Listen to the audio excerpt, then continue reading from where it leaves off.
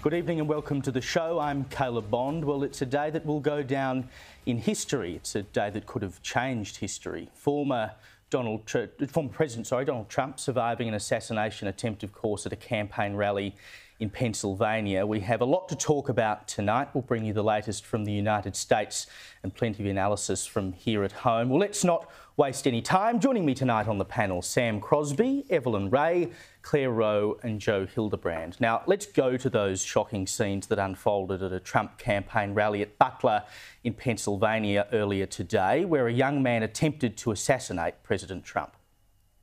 If you want to really see something that said, take a look at what happened. Oh.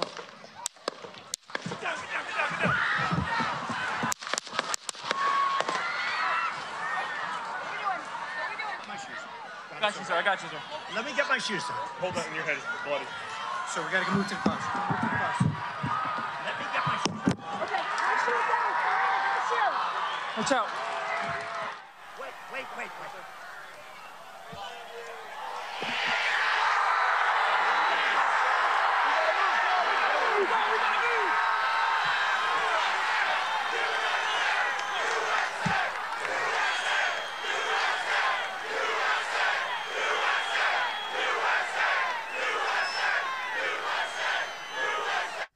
The gunman's been named as 20-year-old Thomas Matthew Crooks. He lived in Bethel Park, which is about 70 kilometres south of where the rally was held.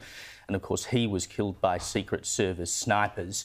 In a post on Truth Social, Trump thanked the Secret Service and law enforcement for their quick response and said he had been shot with a bullet that pierced the upper part of his right ear.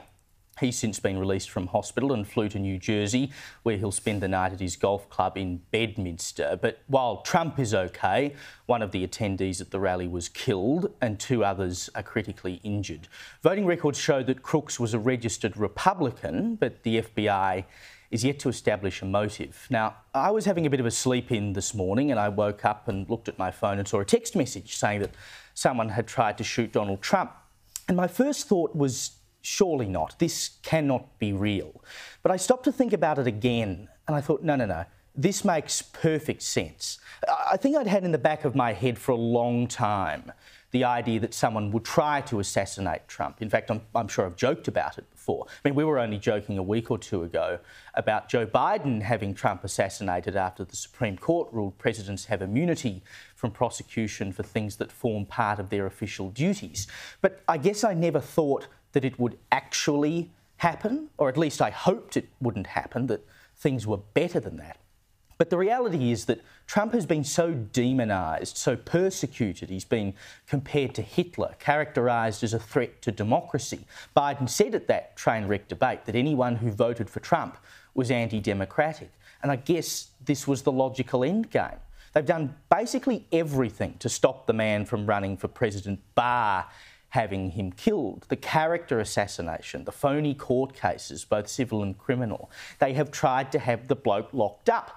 And when you convince people that a presidential candidate is this bad, that he will destroy the country, that he will destroy democracy, then I suppose it makes sense that someone would take matters into their own hands and go that one step further and try to do the one thing that would remove him from the race.